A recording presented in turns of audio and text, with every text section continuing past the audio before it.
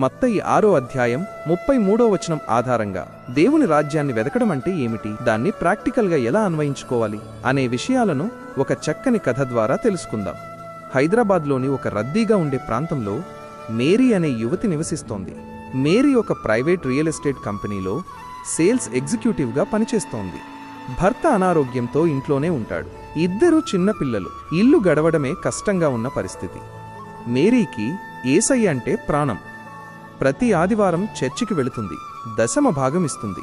కానీ ఆమె జీవితంలో ఒక పెద్ద పరీక్ష ఎదురైంది.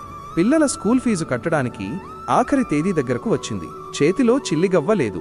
జీతం రావడానికి ఇంకా 10 రోజులు ఉంది. ఆఫీసులో అందరూ టార్గెట్స్ అంటూ ఒత్తిడిలో ఉన్నారు. మేరీ బాస్ ఆమెను పిలిచాడు. మేరీ, నీకు అర్జెంటుగా డబ్బు అవసరమని నాకు తెలుసు. ఒక ఆఫర్ ఉంది. మన దగ్గర ఉన్న ఒక ప్లాట్ ల్యాండ్ లిటిగేషన్లో ఉంది, గొడవల్లో ఉంది. కానీ ఆ విషయం దాచిపెట్టి ఈ కస్టమర్కి అది అమ్మేయాలి. నువ్వు ఒక్క సంతకం పెట్టి డాక్యుమెంట్స్ క్లియర్గా ఉన్నాయి అని చెప్తే చాలు. నీకు తక్షణమే 50,000 రూపాయలు ఇన్సెంటివ్ ఇస్తాను అన్నాడు బాస్. మేరీ గుండె వేగంగా కొట్టుకుంది. 50,000! దాంతో పిల్లల ఫీజు కట్టొచ్చు, భర్త మందులు కొనొచ్చు, అప్పులు తీర్చొచ్చు. బాస్ మళ్ళీ అన్నాడు, లోకంలో అందరూ చేసేదే కదా మేరీ.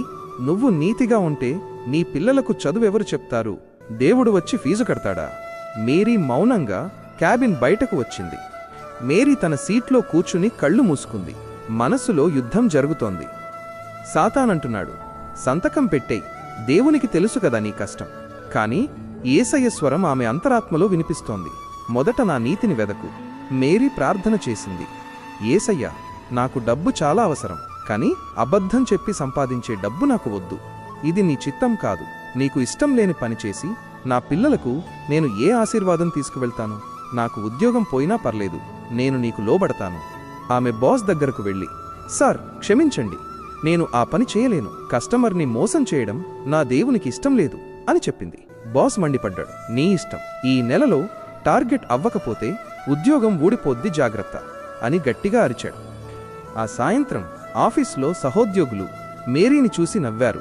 ఏంటే మేరీ, పిచ్చిదానిలా ఉన్నావు? చేతికి వచ్చిన లక్ష్మిని కాదనుకుంటావా? ఈ లోకంలో బ్రతకాలంటే కొంచెం అబద్ధం ఉండాలి అని ఎగతాళి చేశారు.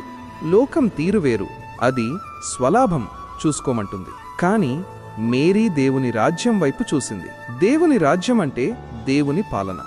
ఆమె హృదయంలో యేసయ్య రాజుగా ఉన్నప్పుడు అబద్ధానికి చోటు లేదు. ఆమె ఇంటికి వెళ్లే దారిలో కన్నీళ్లు వచ్చాయి. ప్రభువా, నేను నీతిగా ఉన్నందుకు నాకు మిగిలింది కన్నీళ్లేనా? కాని వెంటనే, లేదు, నేను దేవుని బిడ్డను, లోకంలా నేను ఉండకూడదు అని ధైర్యం తెచ్చుకుంది. మరుసటి రోజు ఆఫీస్ క్యాంటీన్లో సుజాత అనే కొలీగ్ ఏడుస్తూ కూర్చుని ఉంది. ఆమెకు క్యాన్సర్ అని రిపోర్ట్స్ వచ్చాయి.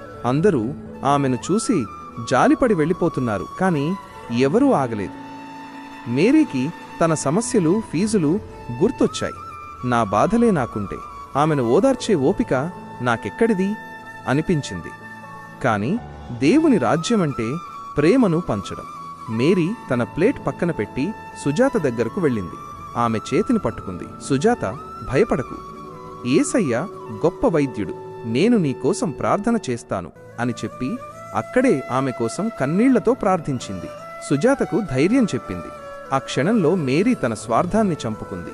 తన కష్టాన్ని పక్కన పెట్టి ఎదుటివారి రక్షణ కోసం నిలబడింది. ఇదే దేవుని రాజ్యాన్ని వెతకడం. 2 రోజులు గడిచాయి. ఫీజు కట్టడానికి రేపే చివరి తేదీ. మేరీకి ఇంకా దిక్కు తోచలేదు. అప్పుడు ఆఫీస్ ల్యాండ్ లైన్ మోగింది. అది కంపెనీ మేనేజింగ్ డైరెక్టర్ ఎండి నుండి. ఆయన ఎప్పుడూ ఆఫీస్కి రారు, విదేశాల్లో ఉంటారు. మేరీ భయంతో ఫోన్ తీసుకుంది. ఎండి గంభీరంగా మాట్లాడారు. మేరీ, నిన్న ఒక కస్టమర్ నాకు కాల్ చేశాడు. అతను ఎవరో కాదు, నా స్నేహితుడు. అతను ఆ లిటిగేషన్ ప్లాట్ కొనడానికి వచ్చినప్పుడు నువ్వు నిజాయితీగా అది మంచిది కాదని చెప్పావట కదా. అతను వేరే ఏజెంట్ ద్వారా ఆ విషయం తెలుసుకున్నాడు. కానీ మీ ఆఫీసులో ఒక అమ్మాయి నిజాయితీగా ప్రవర్తించింది. ఆమె వల్లే నేను కోట్లు నష్టపోకుండా బయటపడ్డాను అని నాకు చెప్పాడు. మేరీ ఆశ్చర్యపోయింది. ఎండి కొనసాగించారు, మా కంపెనీకి లాభాలు తెచ్చేవాళ్లు కావాలి, కానీ నీలాంటి నీతిమంతులు ఇంకా అవసరం. ఈ రోజు నుండి నిన్ను టీం లీడర్గా ప్రమోట్ చేస్తున్నాను. నీ నిజాయితీకి బోనస్గా 1,00,000 రూపాయలు ఇప్పుడే నీ అకౌంట్లో పడతాయి. ఫోన్ పెట్టేయగానే మేరీ కళ్ళ నుండి ఏకధారగా నీళ్లు వచ్చాయి. ఇది కేవలం ప్రమోషన్ కాదు, ఇది యేసయ్య ఇచ్చిన జవాబు. మేరీ ఇంటికి వెళ్లి మోకాళ్ల మీద నిలబడి ఇలా ప్రార్థించింది, ప్రభువా, నేను ఆ రోజు డబ్బు కోసం ఆశపడి ఉంటే 50,000 వచ్చేవేమో, కాని నా శాంతి పోయేది, నీ తోడు పోయేది. నేను నీ రాజ్యాన్ని, నీతిని వెతికాను, నువ్వు నాకు సమస్తాన్నిచ్చావు.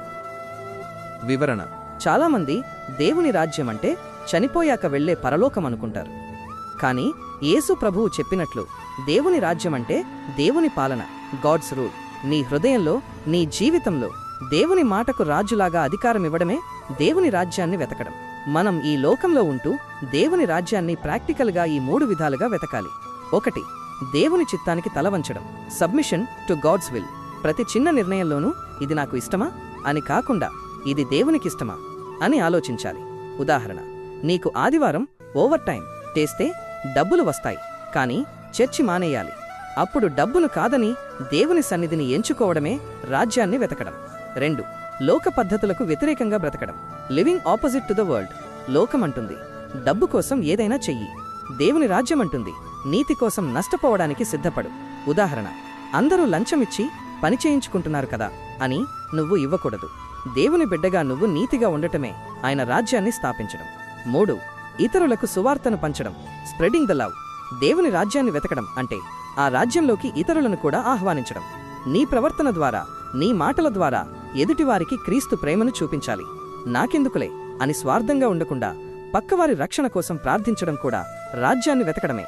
ముగింపు: నువ్వు ఉదయం లేచిన దగ్గర నుండి రాత్రి పడుకునే వరకు నా రాజు యేసు ఈ పరిస్థితిలో ఉంటే ఏం చేసేవారు అని ఆలోచించి దాని ప్రకారం నడుచుకుంటే నువ్వు దేవుని రాజ్యాన్ని వెతుకుతున్నట్లా. అప్పుడు నీకు ఆహారం, వస్త్రం, భవిష్యత్తు గురించి చింత అవసరం లేదు. రాజుగారి పని నువ్వు చేస్తే నీ బాగోగులు రాజుగారు చూసుకుంటారు.